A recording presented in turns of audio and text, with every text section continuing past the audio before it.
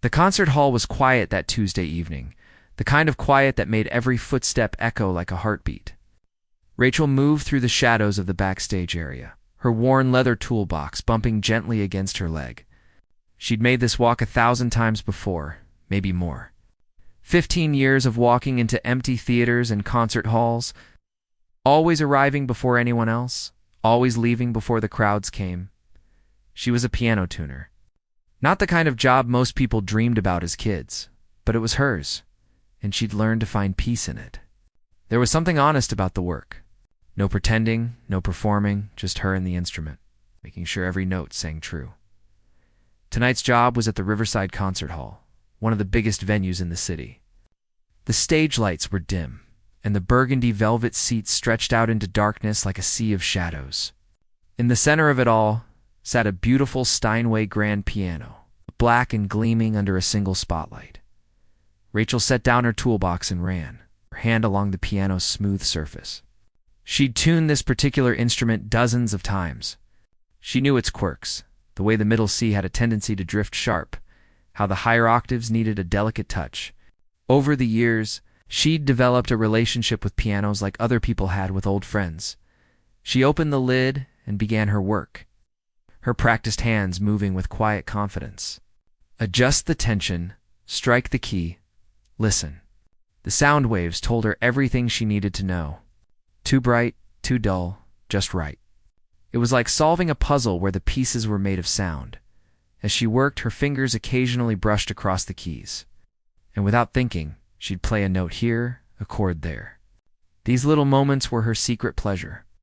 In these empty halls, before the crowds and the lights and the performers, she could pretend for just a second that the music was hers. She was deep in concentration, adjusting a stubborn hammer when she heard the door at the back of the hall slam open. Heavy footsteps, confident and quick, moved down the center aisle.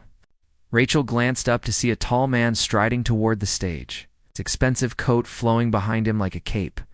Her stomach dropped. She recognized him immediately. Viktor Petrov, the famous concert pianist. His face was on posters all over the city. He wasn't supposed to arrive for another hour. Still here? His voice carried across the empty hall, sharp with irritation. He had an accent, Russian or Ukrainian maybe, and the kind of tone that made it sound like everything he said was important. Rachel straightened up, wiping her hands on her work pants. Just finishing up, sir. Another 10 minutes and she'll be perfect for you. Viktor climbed the steps to the stage, not really looking at her, his attention already on the piano. A younger man followed behind him, carrying a leather bag and a bottle of water. His assistant, Rachel guessed. 10 minutes, Viktor repeated, checking his watch with exaggerated impatience. I have very little time for sound check as it is. I understand. I'll work quickly. She turned back to the piano, trying to ignore the uncomfortable feeling of being watched while she worked. Viktor paced near the edge of the stage, occasionally sighing loudly or checking his phone. The assistant stood nearby, looking nervous. Rachel was adjusting the final few keys when her hand slipped. It was just a small mistake, the kind that happens sometimes when you were rushing. Her finger struck a chord, not quite right, a little clumsy. The sound hung in the air. Dear God, Viktor said, his voice dripping with disdain. That was painful. Rachel felt her face flush hot. Sorry, No, please don't apologize. He turned to his assistant with a slight smile. It's not her fault. How can we expect someone who spends their days with tools and hammers to understand the instrument as music? They hear it as mechanics, not art. The assistant laughed, a little too eager to please. Rachel kept her eyes on her work, her hand suddenly unsteady.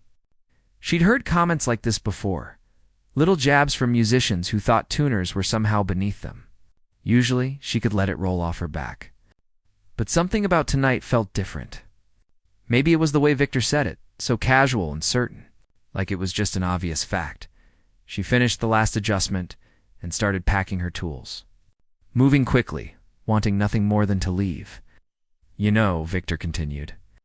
Warming to his subject now, walking closer to where Rachel worked, there's a fundamental difference between people who work on pianos and people who truly play them. It's not something that can be taught. It's in the soul, the bones. Either you're born with it, or you're not. Rachel's hands paused on her toolbox. Something in her chest tightened. Some people are meant to create beauty, Victor went on, running his own hand along the piano's edge in a possessive way. Others are meant to serve those who create. It's the natural order of things. No shame in it.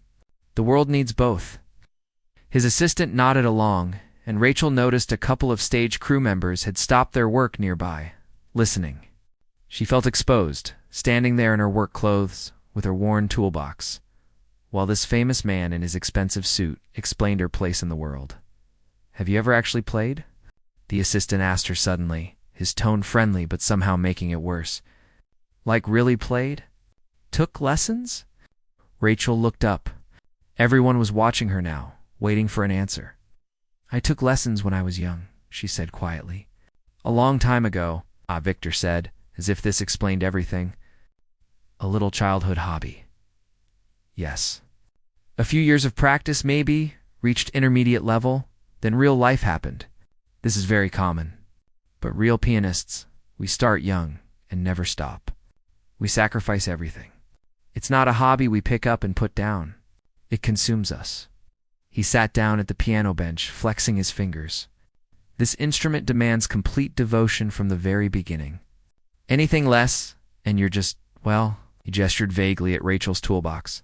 "You're just someone who understands the mechanism, but not the soul." Rachel closed her toolbox, the click of the latches loud in the quiet hall. She picked it up, ready to walk away, to disappear like she always did. But something stopped her. Maybe it was the way Victor sat there so confidently, so certain of his superiority. Maybe it was the 15 years of silence pressing down on her chest. Maybe it was the memory of her mother, working double shifts at the factory to save enough money for Rachel's first keyboard, telling her that music wasn't for rich people or poor people. It was for people who loved it enough to make it their own. Or maybe it was simpler than that. Maybe she was just tired of being invisible. Rachel set her toolbox back down on the stage floor. "Mr. Petrov," she said, her voice steadier than she expected, "would you give me 5 minutes at the piano after you finish your sound check?" The hall went completely silent. Victor turned to look at her, his eyebrows raised high. For a moment, he seemed genuinely surprised. Then slowly, a smile spread across his face. Not a kind smile. An amused one. "You want to play?" He glanced at his assistant, then back at Rachel. "For me?" "Yes." He leaned back on the bench, that smile still playing at his lips. "Well, this should be interesting at least." "Yes. All right, why not? After my sound check, you'll have your 5 minutes. We could all use a bit of entertainment before the serious work begins." His assistant chuckled. The stage crew exchanged glances. Rachel stood there, her heart pounding so hard she could hear it in her ears. What had she just done? Her hands were already trembling. She hadn't even touched the keys yet, but it was too late to take it back now. Victor turned to the piano, began his warm-up scales, filling the hall with cascading runs of notes, each one perfect and precise, showing her, without words, exactly what a real pianist sounded like. Rachel moved to the side of the stage and waited, every nerve in her body alive, knowing that in just a few minutes, everything was about to change. Victor's sound checks seemed to last forever. Rachel stood at the edge of the stage, her back against the heavy velvet curtain, watching his fingers fly across the keys with effortless precision. He played scales, arpeggios, bits and pieces of tonight's program. Every note was clean, controlled, perfect. Kind of perfect that came from thousands of hours of practice. It's from a lifetime dedicated to one single thing. She felt a wave of doubt crash over her. What was she thinking? Challenging a world-class pianist? She was a tuner, a technician, someone who twisted pegs and adjusted hammers. Who did she think she was? Her hands felt cold despite the warmth of the stage lights. She rubbed them together, trying to get the blood flowing, trying to calm the shaking that had started in her fingers and was now spreading through her whole body. Victor finished with a flourish, a cascade of notes that seemed to sparkle in the air. He stood up from the bench and stretched, looking satisfied with himself. His assistant immediately handed him the bottle of water. "The instrument is adequate," Victor announced, as if he were a judge delivering a verdict. "Not the best Steinway I've played, but it will do." Rachel thought of the 3 hours she'd spent that afternoon making sure every single note was perfect, adequate. The word stung more than it should have. Victor turned to her then. She saw that amused smile return to his face. "Ah, yes, our little performance. I'd almost forgotten." He gestured grandly to the piano bench. "Please, the stage is yours." Rachel's legs felt like lead as she walked toward the piano. The distance couldn't have been more than 10 feet, but it felt like miles. She was aware of everyone watching her. Victor, his assistant, the 3 stage crew members who had stopped their work to see what was about to happen. She sat down on the bench, still warm from Victor's presence, and stared at the keys. 88. Keys, black and white, the same keys she'd touched thousands of times while working. But this was different. This wasn't about making sure they worked. This was about making them sing. "Whenever you're ready," Victor said, and she could hear the barely contained laughter in his voice. He'd moved to stand near his assistant, his arms crossed, his expression one of patient condescension, like a teacher waiting for a child to fail at. Something they'd been warned was too difficult. Rachel placed her hands on the keys. Her mind went completely blank. She couldn't remember what she'd planned to play, couldn't remember anything. The trembling in her hands got worse. One of the stage crew members coughed, and the sound echoed through the silent hall. "Perhaps this wasn't such a good idea after all," Victor said softly, and his assistant snorted with laughter. That sound, that casual, dismissive laughter, cut through Rachel's panic like a knife.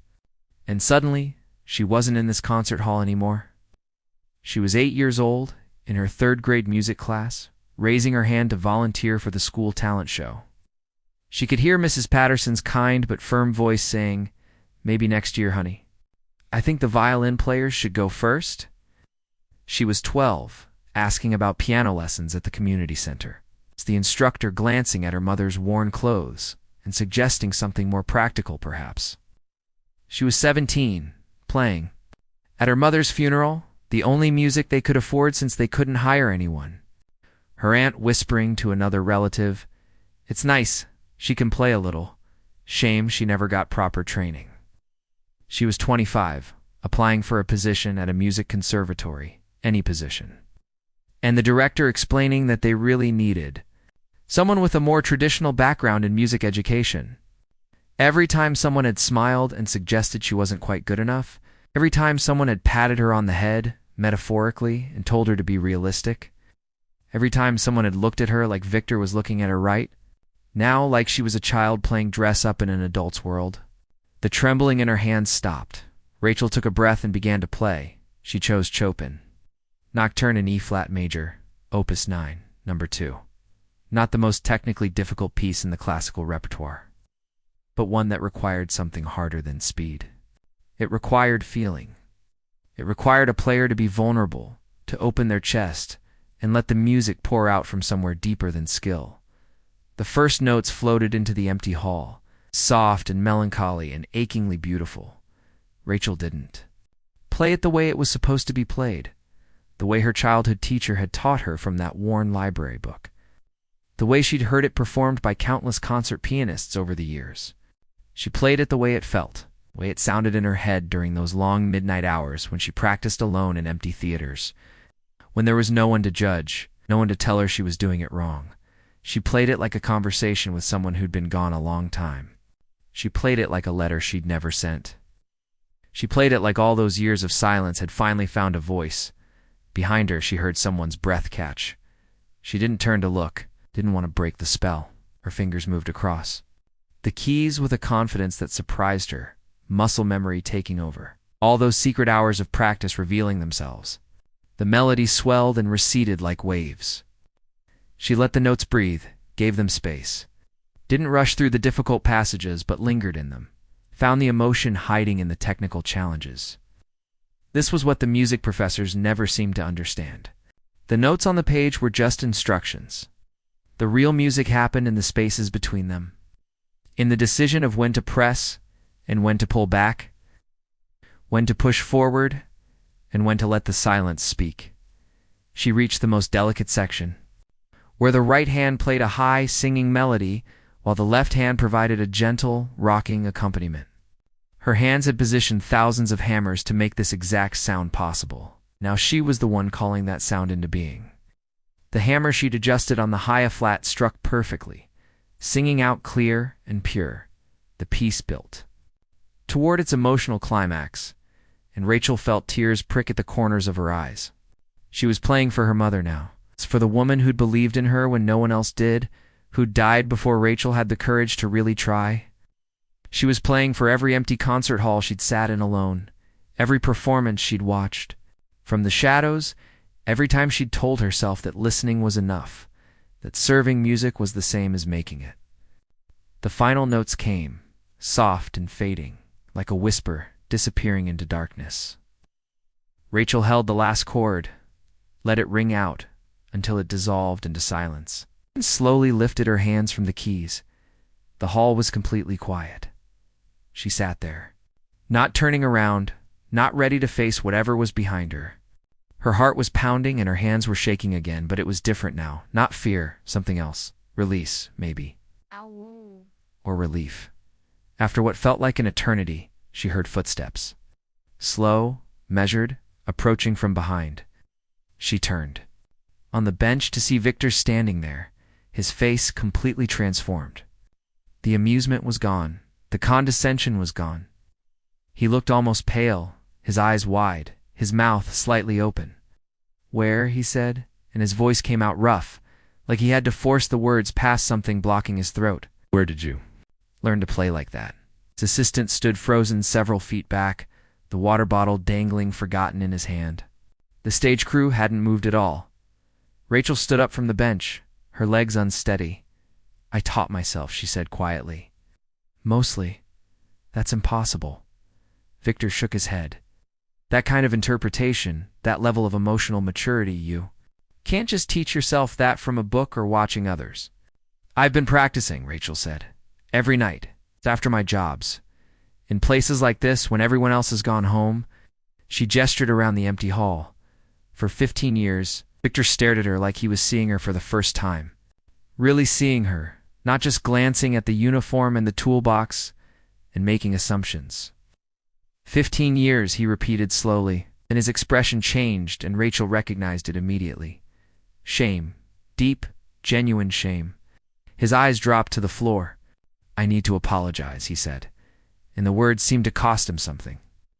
"What I said earlier, the way I spoke to you, it was unconscionable. I was arrogant and cruel and completely, utterly wrong." The assistant shifted uncomfortably. One of the stage crew members cleared her throat. Victor looked back up at Rachel. She saw something else in his eyes now. Respect. Real respect. The kind you couldn't fake. "You have a gift," he said. "A genuine, rare gift. I almost didn't get to hear it because I was too busy being impressed with myself." He laughed, but it was a bitter sound. "How many others are out there like you? How much beauty goes unheard because people like me decide who deserves to be listened to?" Rachel didn't know what to say. This wasn't how she'd imagined this moment. She'd expected more mockery, or maybe polite dismissal. Not this, not genuine remorse. "I want to help you," Victor said suddenly. "If you'll let me. I have connections, resources. Shouldn't be hiding in empty concert halls. Should be performing. Recording, teaching, making music full-time, not just serving it." For a second, Rachel felt a flutter of hope, that old dangerous feeling of possibility, then reality crashed back in. "I have bills to pay," she said simply. "A life, responsibilities. I can't just throw away 15 years of steady work to chase a dream that's probably 15 years too." Rachel didn't sleep that night. She lay in her small studio apartment, staring at the ceiling, replaying every moment over and over in her mind. The look on Victor's face, the sound of her own playing echoing through that vast, empty hall. Feeling of her fingers on the keys, no longer just adjusting and testing, but actually creating something real. Her phone sat on the nightstand, silent. Part of her expected it to ring. Another part hoped it wouldn't. What would she even say if Victor called? What could possibly come from one moment of courage in an otherwise ordinary life? 3 days passed. Then 4, Rachel went back to her regular routine, tuning pianos at schools and theaters and hotel ballrooms. But something had shifted inside her. She caught herself playing more often now, not just testing notes, but actually playing phrases, melodies. A few times, clients walked in early and heard her. Most smiled politely. One older woman at a church asked if she gave lessons. On the 5th day, her phone finally rang. Unknown number. Hello? Rachel, it's Victor Petrov from the concert hall. Her heart jumped. She sat down on her couch, suddenly dizzy. Hi, I wasn't sure if you'd actually call. I'm sorry it took me so long. I've been thinking. Actually, I haven't stopped thinking about what happened, about your playing. He paused, and she heard traffic noise in the background. He was calling from outside somewhere. I have a proposition for you. Can we meet? Coffee, lunch, whatever works for you. I promise I won't waste your time. They met the next afternoon at a quiet cafe near the conservatory. Victor was all ready.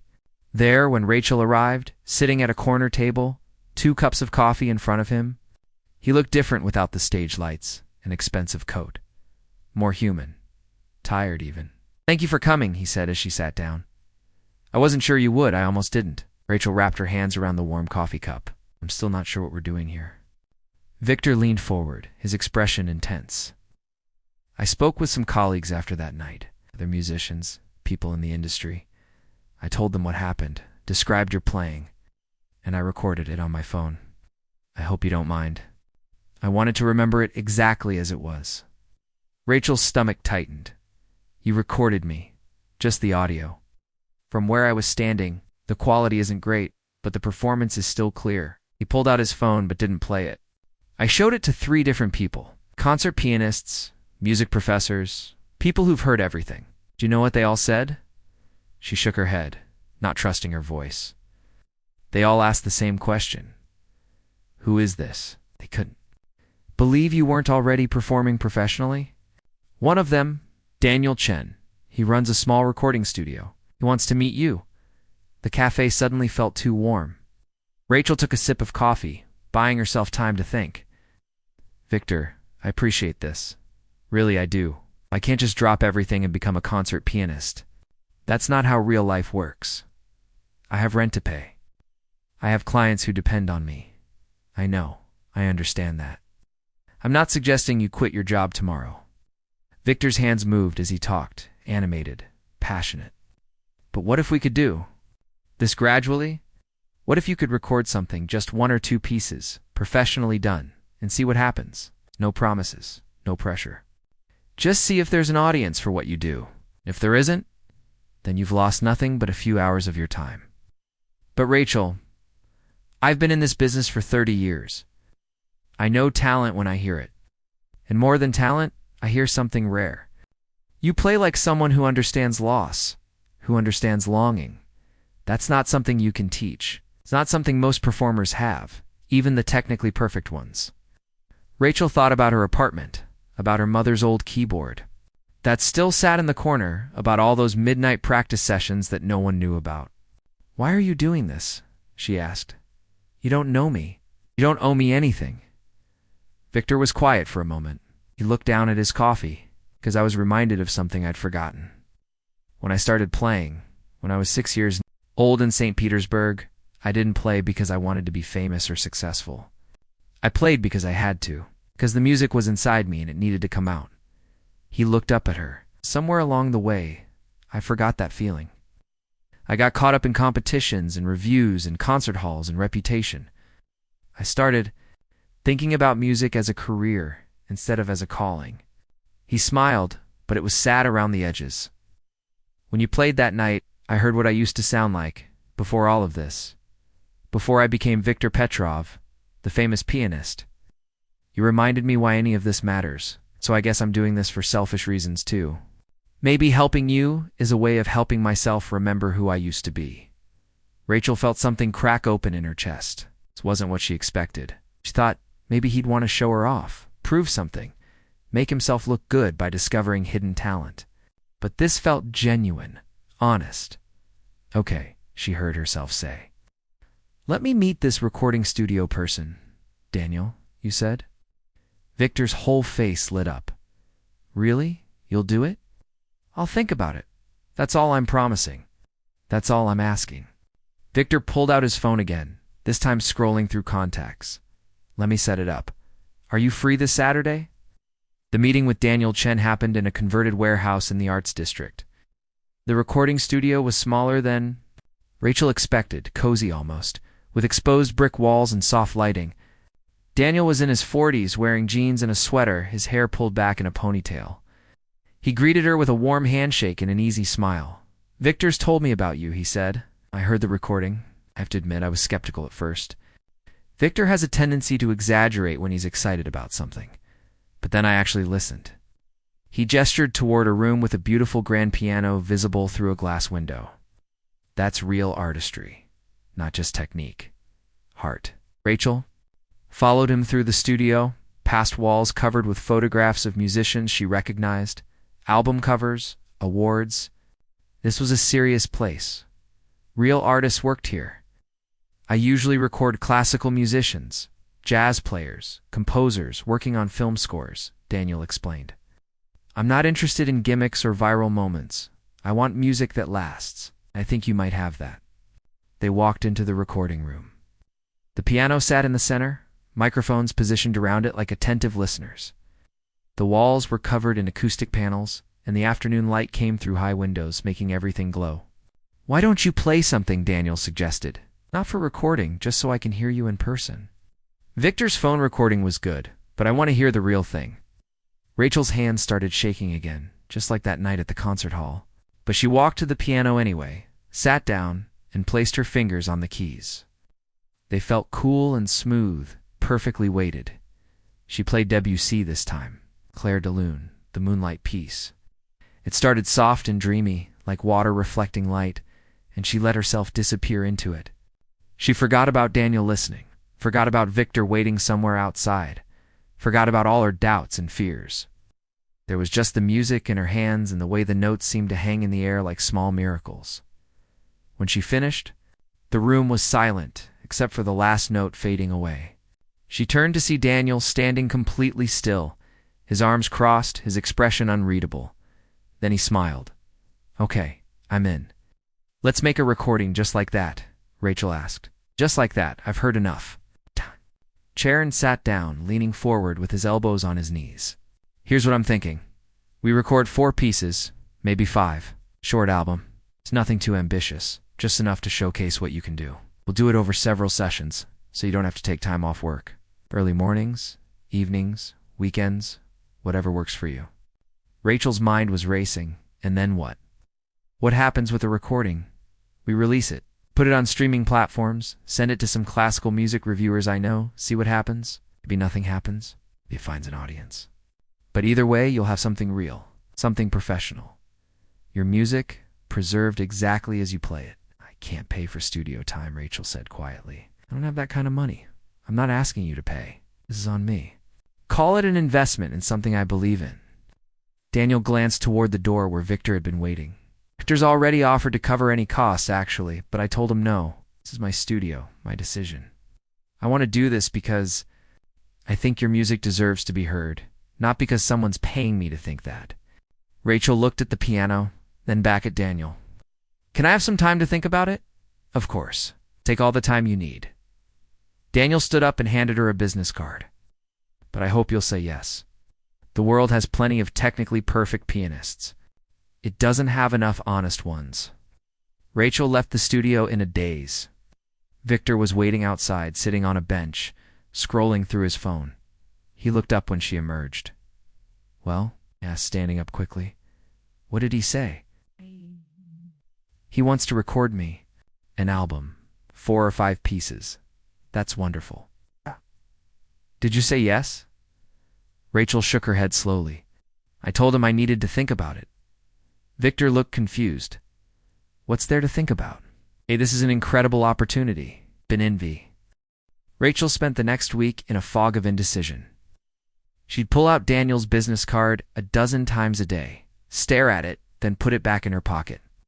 At work, she found herself playing more, testing the boundaries of what she could do when no one was watching. But every time she thought about actually recording, actually putting herself out there, Her stomach would twist into knots. It was her neighbor, Mrs. Kim, who finally pushed her over the edge. Rachel had been practicing late one Thursday night, around 11, playing on the old keyboard in her apartment. She tried to keep the volume down, but the walls were thin. There was a knock on her door. Rachel's heart sank. She was probably disturbing people again. She opened the door to find Mrs. Kim standing there in her bathrobe, her gray hair in curlers. Rachel started to apologize, but Mrs. Kim held up a hand. "I heard you playing," the older woman said, through the wall. "I've heard you play before late at night, but tonight was different." "What was that piece, Rachmaninoff?" "Sorry if I woke you. I'll keep it down." No. "Don't keep it down." Mrs. Kim's eyes were wet. "My daughter used to play piano, before she got sick, before we lost her. That was her favorite composer." She smiled, tears running down her cheeks. "I haven't heard anyone play like that in 15 years. With feeling, you know? Not just hitting the right notes, but making it mean something." Rachel stood there, not knowing what to say. "Don't stop playing," Mrs. Kim said softly. "Whatever you're doing, whoever you're playing for, don't stop. The world needs more beauty in it, especially now." She squeezed Rachel's hand and walked back to her own apartment. Rachel closed her door and leaned against it, her own eyes burning with tears. She looked at her phone sitting on the coffee table. She picked it up and dialed before she could change her mind. "Hello." Daniel's voice answered after 3 rings. "It's Rachel. It's Rachel Chen, from last week." "Rachel, I was hoping you'd call." "What's up?" She took a breath. "Let's do it. Let's make the recording." The first recording session was scheduled for the following Saturday at 8 in the morning. Rachel barely slept the night before. She arrived at the studio at 7:45. Carrying her lucky scarf and a thermos of coffee, her hands already trembling. Daniel greeted her at the door, looking surprisingly awake for so early on a weekend. "Ready to make some magic? Ready to throw up, maybe?" He laughed. "That's normal. Every good musician I've worked with gets nervous before recording. It means you care." He led her inside where the piano waited in the recording room, gleaming under the soft lights. "We'll start easy. Just play through each piece once. Don't worry about mistakes. Need to set the microphone levels, find the right balance. Think of it as a rehearsal." Rachel sat at the piano, and Daniel disappeared into the control room behind the glass. She could see him moving around, adjusting equipment, putting on headphones. He pressed a button, and his voice came through his speaker. "Okay, whenever you're ready. Let's start with the Chopin, the nocturne you played for Victor." Rachel positioned her hands on the keys and began to play. At first she was too aware of everything. The microphones, the recording equipment, the red light that meant everything was being captured. But gradually, the music took over, the same way it always did. The notes pulled her in, and she forgot about being nervous. She forgot about the microphones. There was just the piano and the melody and the story she was trying to tell. When she finished, Daniel's voice came through the speaker again. "That was beautiful. But I want you to try something. Play it again, but this time, close your eyes. Don't think about us recording. Imagine you're playing for your mother. For that one person who believed in you more than anyone else." Rachel felt a lump form in her throat. She nodded, closed her eyes, and played it again. This time it was different, deeper, more raw. She let herself remember her mother's face, the way she'd sit on their worn couch and listen to Rachel practice on that cheap keyboard, the way she'd smile and say, "That's my girl. That's my artist." When Rachel opened her eyes, she saw Daniel standing in the doorway of the control room, not behind the glass anymore, but right there, listening. His expression told her everything she needed to know. "That's the one," he said quietly. "That's what we're looking for." Recorded for 3 hours that first session, 4 pieces total. The Chopin Nocturne, the Debussy that Daniel had heard before, a Schubert impromptu, and a Bach prelude. Each one felt like opening a vein and letting something precious and private flow out. By the end, Rachel was exhausted in a way that had nothing to do with physical tiredness. "You did incredible work today," Daniel said as they wrapped up. "I'm going to edit these, clean up the audio, and we'll do another session next week for the final piece. Then we'll have an album." "What happens after that?" Rachel asked. "After it's done, then we release it into the world and see what happens. I have some contacts at classical music blogs. some reviewers who might listen. But honestly, you never really know. Sometimes great music finds its audience. Sometimes it doesn't. All we can do is make something we're proud of and hope it connects with someone. Over the next 3 weeks, they recorded 2 more sessions. Rachel found herself looking forward to them the way she used to look forward to those midnight practice sessions. There was something freeing about knowing that this music would exist beyond just her own memory of playing it. It would be real, permanent. Victor showed up to the final recording session, but he stayed quiet, sitting in the back of the control room, just listening.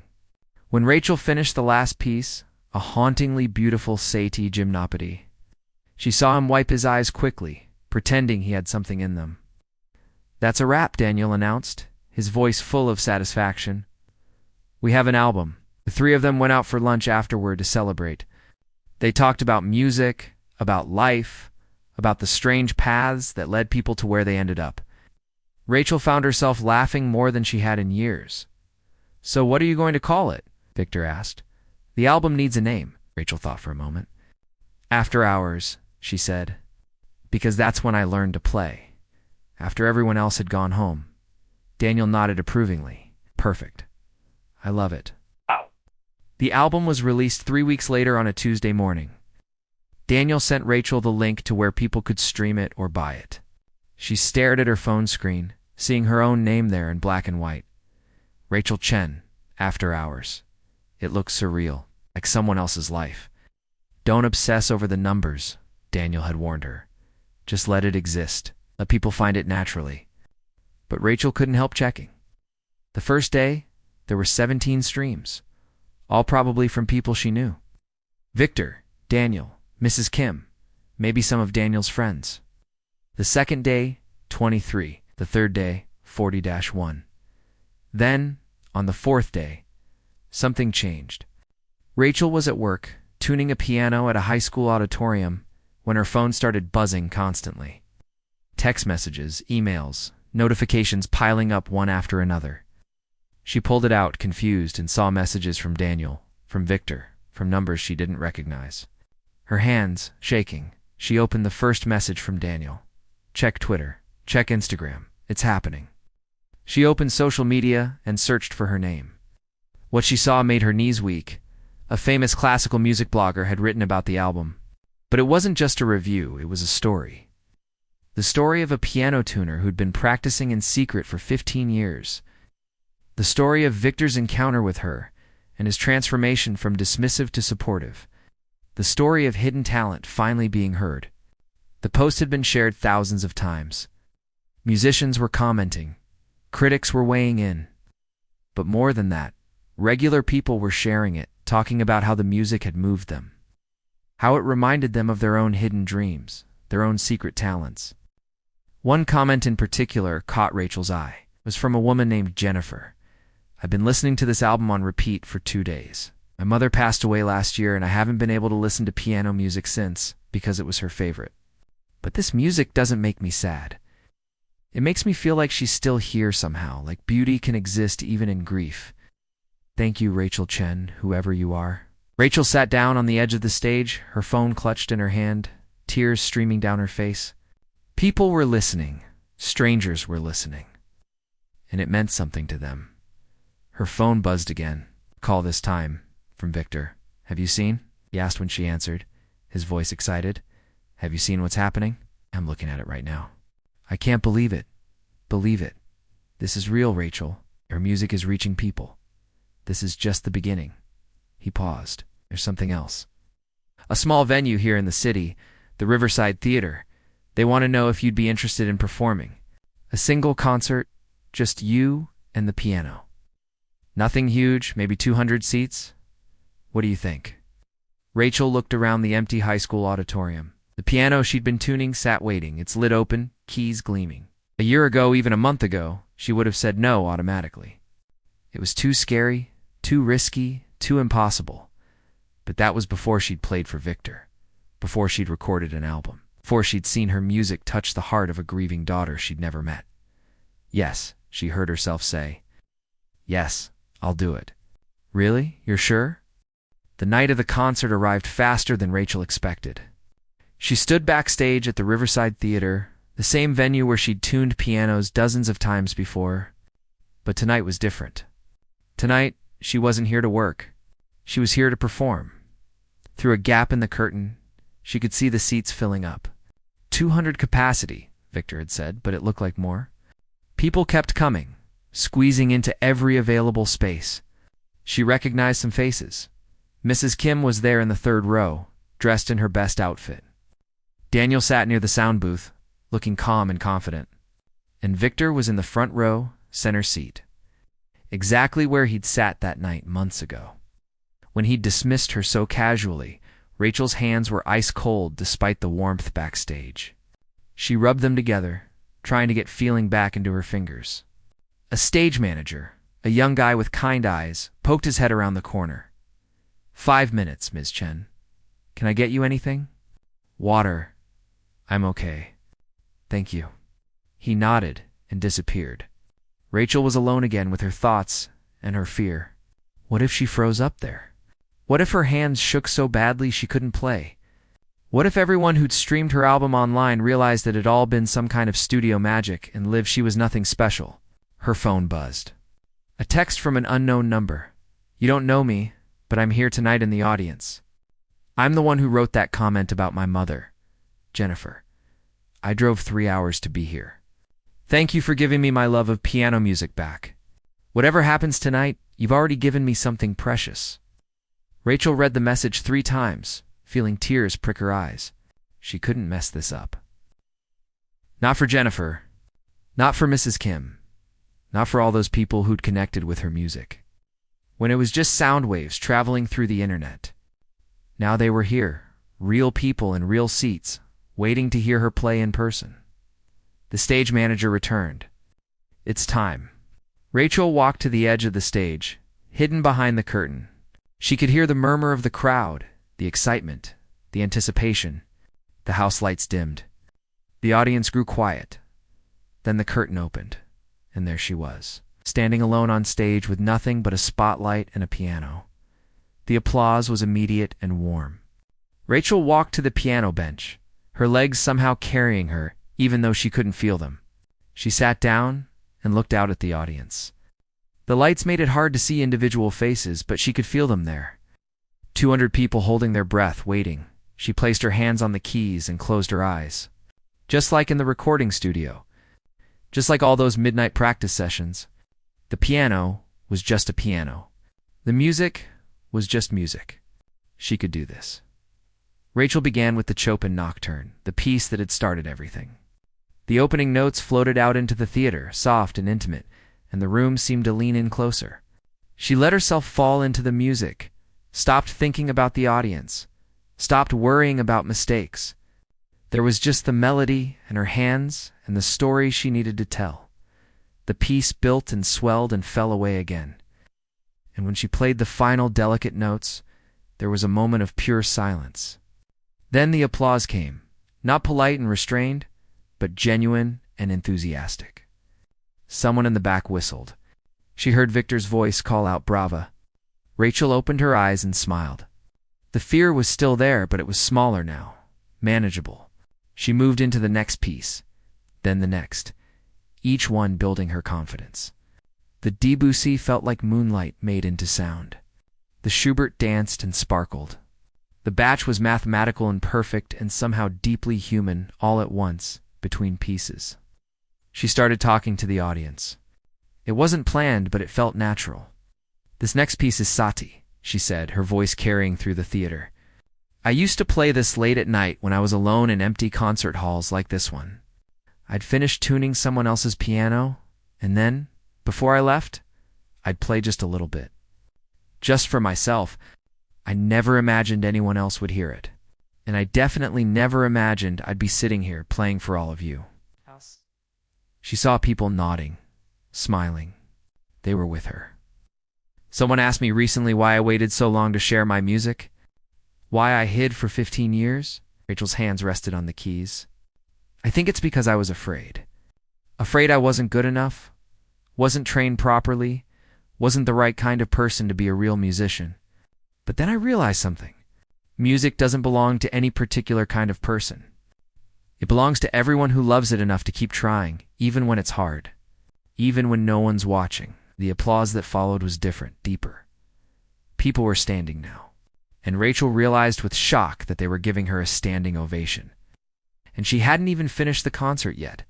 She played the Satie with tears streaming down her face, not bothering to hide them. Let people see. Let them know that this mattered, that it was real.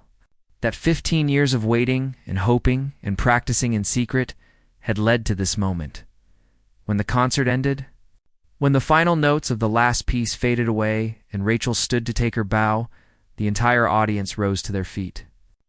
The applause was thunderous. People were crying, not just her. She saw Mrs. Kim dabbing her eyes with a tissue. She saw Daniel grinning like a proud parent. And she saw Victor standing and clapping with genuine joy on his face. No trace of the arrogant man who'd mocked her all those months ago. Rachel bowed again. Overwhelmed, grateful, exhausted, exhilarated. This was what it felt like.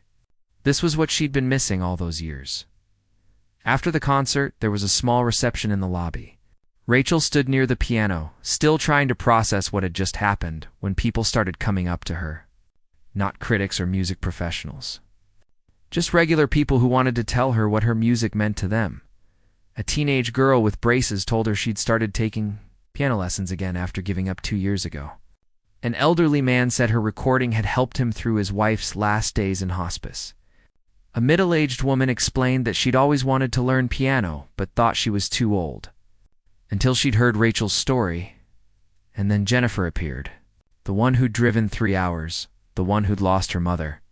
She was younger than Rachel expected, maybe 30, with red eyes and a trembling smile. "I don't know what to say," Jennifer managed. "Just thank you. Thank you for being brave enough to play." Rachel hugged her. This stranger who wasn't really a stranger, and they both cried together in the middle of the crowded lobby later. After most people had left, Victor approached her. He looked different tonight, too. Humbled. Real. "I need to tell you something," he said. "I've been performing for 30 years. I've played in the greatest concert halls in the world. Carnegie Hall, Royal Albert Hall, Sydney Opera House. But tonight, sitting in that audience, listening to you play, I felt something I haven't felt in a very long time." "What's that?" Rachel asked. "Pure joy. Not pride, not professional satisfaction, just joy. The simple happiness of hearing beautiful music played with complete honesty." He smiled. "You reminded me why I fell in love with piano in the first place. So thank you. You've taught me as much as I've tried to help you." Rachel didn't know what to say to that. So she just nodded, accepting the gift of his words. Daniel joined them, his phone in his hand, his expression excited. "You need to see this. People have been posting videos from tonight. The concert is already going viral. And I'm getting emails from venues wanting to book you. Small places, nothing crazy, but real performance opportunities." Rachel felt dizzy. "I still have my job, you know. I can't just tour full-time. So don't," Daniel said simply. "Do what feels right. Play when you want to play. This doesn't have to become some big career if you don't want it to. You get to decide what your music life looks like." That night, Rachel drove home through the quiet city streets, her mind replaying every moment of the concert. She parked in front of her apartment building and saw a light on in Mrs. Kim's window.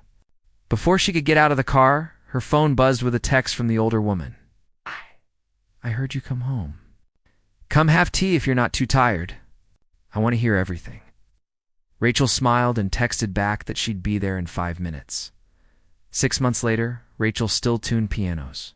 But now she also performed once or twice a month at small venues around the city. She taught piano lessons on weekends to kids and adults who'd given up and wanted to try again. She recorded a second album, this time with more confidence, less fear. Her life looked different now, but also the same. She still lived in her small apartment. She still drove the same old car. She still worked with her hands, adjusting hammers and tuning strings. But now she also played, publicly, proudly. One afternoon, she was tuning a piano at a community center when a young woman approached her nervously. She was maybe 22, wearing a coffee shop uniform, her name tag reading Lisa. "Excuse me," the young woman said. "I know you're working, but are you Rachel Chen?" "The pianist." Rachel smiled. She still wasn't used to being recognized. "Yes, that's me. I just wanted to say thank you. I've been writing songs for years, but never showed them to anyone. Then I heard your story, and I started performing at open mic nights. I'm terrified every time, but I'm doing it." Lisa laughed nervously. "I guess I just wanted to tell you that your courage gave me courage."